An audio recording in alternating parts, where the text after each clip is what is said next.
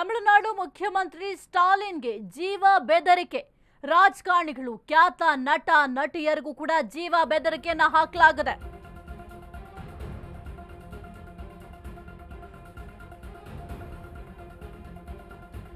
ರಾಜಕಾರಣಿಗಳು, ಖ್ಯಾತ ನಟ ನಟಿಯರಿಗೂ ಕೂಡ ಜೀವ ಬೆದರಿಕೆ. ಖ್ಯಾತ ನಟರಾದ ಅಜಿತ್ ಕುಮಾರ್, ಅರವಿಂದ ಸ್ವಾಮಿ, ನಟಿ ಮತ್ತು ಬಿಜೆಪಿ ಉಪಾಧ್ಯಕ್ಷೆ ಖುಷ್ಬುಗೂ ಕೂಡ ಜೀವ ಬೆದರಿಕೆಯನ್ನ ಹಾಕಲಾಗಿದೆ. 4 ಟಾರ್ಗೆಟ್ ಮಾಡಿ ಬಾಂಬ್ ಇಟ್ಟಿರೋದಾಗಿ ಇಮೇಲ್. ಡಿಜಿಪಿ ಕಚೇರಿಗೆ ಬಾಂಬ್ ಬೆದರಿಕೆ ಇಮೇಲ್ ಸಂದೇಶ ಬಂದಿದೆ. 4 ಸ್ಥಳಗಳಲ್ಲೂ ಕೂಡ ಪೊಲೀಸ್ ಬಿಗಿ ಬಂದೋಬಸ್ತನ್ನು ಒದಗಿಸಲಾಗಿದೆ. ಭದ್ರತಾ ಪರಿಶೀಲನೆಯನ್ನ ನಡೆಸಲು ಪೊಲೀಸರು ಮುಂದಾಗಿದ್ದಾರೆ. ಕಳೆದ ವಾರವೂ ಅಜಿತ್ ಮನೆಯಲ್ಲಿ ಬಾಂಬ್ ಇಟ್ಟಿದ್ದಾಗಿ ಕರೆ. ಇದೀಗ ಮತ್ತೆ ಬೆದರಿಕೆ ಸಂದೇಶವನ್ನ ಅಪರಿಚಿತರು ಕಳುಹಿಸಿದ್ದಾರೆ.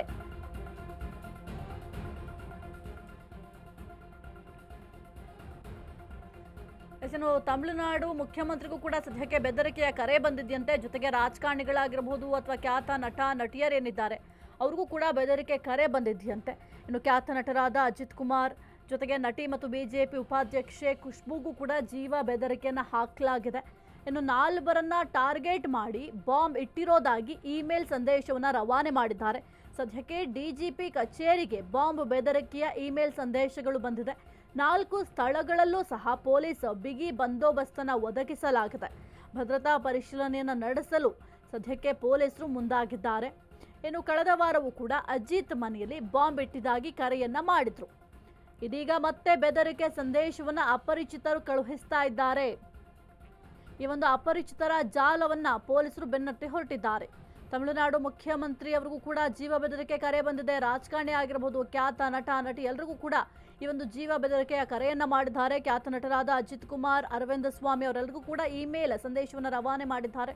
ನಟಿ ಮತ್ತು ಬಿಜೆಪಿ ಉಪಾಧ್ಯಕ್ಷೆ ಖುಷ್ಬುಗೂ ಕೂಡ ಜೀವ ಬೆದರಿಕೆ ಇದೆಯಂತೆ. 4 ಟಾರ್ಗೆಟ್ ಮಾಡಿ ಬಾಂಬ್ ಇಟ್ಟಿರೋದಾಗಿ ಇಮೇಲ್ ಸಂದೇಶವನ್ನು ಕಳುಹಿಸಿದ್ದಾರೆ. ಡಿಜಿಪಿ ಕಚೇರಿಗೆ ಬಾಂಬ್ ಬೆದರಿಕೆಯ ಇಮೇಲ್ ಸಂದೇಶ ಬಂದಿದೆ. ಈಗ ಸದ್ಯಕ್ಕೆ ಈ ಒಂದು ಇಮೇಲ್ ಸಂದೇಶದ ಬೆನ್ನತ್ತಿ ಪೊಲೀಸರು ಹೊರಟಿದ್ದಾರೆ. ಯಾರು ಈ ಒಂದು ಇಮೇಲ್ ಮಾಡ್ತಾ ಇದ್ದಾರೆ, ಯಾರ ಹೆಸರಲ್ಲಿದೆ, ಅದೆಲ್ಲದರ ಬಗ್ಗೆ ಕೂಡ ಸದ್ಯಕ್ಕೆ ಪೊಲೀಸರು ಎನ್ಕ್ವೈರಿಯನ್ನ ಮಾಡ್ತಾರೆ. ಈ ಒಂದು ಏನು ಸೋಷಿಯಲ್ ಮೀಡಿಯಾ ಅನ್ನೋದು ಎಷ್ಟರ ಮಟ್ಟಿಗೆ ದುರುಪಯೋಗ ಆಗತ್ತೆ ಅಂತ ಅಂದರೆ ನಿಜಕ್ಕೂ ಕೂಡ ಈ ರೀತಿಯಾಗಿ ದುರುಪಯೋಗನ ಮಾಡ್ಕೊಳ್ತಾ ಇದ್ದಾರೆ. ಯಾರು ಈ ರೀತಿಯಾಗಿ ಮೇಲ್ ಕಳಿಸಿದ್ದಾರೆ ಅಂತ ಪೊಲೀಸರು ತನಿಖೆಯನ್ನ ಮಾಡ್ತಾರೆ. ಸದ್ಯಕ್ಕೆ ಬಿಗಿ ಬಂದೋಬಸ್ತನ್ನ ಒಂದು ಕಡೆ ಒದಗಿಸಲಾಗಿದೆ, ಮತ್ತೊಂದು ಕಡೆ ಶೋಧ ಕಾರ್ಯವನ್ನ ಮಾಡ್ತಾ ಇದ್ದಾರೆ. ಈ ಇಮೇಲ್ ಯಾರು ರವಾನೆ ಮಾಡಿದ್ರು ಅಥವಾ ಈ ಒಂದು ಸಂದೇಶವನ್ನ ಯಾರು ಕಳುಹಿಸಿದ್ರು ಎಂಬ ಮಾಹಿತಿಯನ್ನ ಕಲೆ ಹಾಕುವ ಕೆಲಸವನ್ನ ಮಾಡ್ತಾ ಇದ್ದಾರೆ.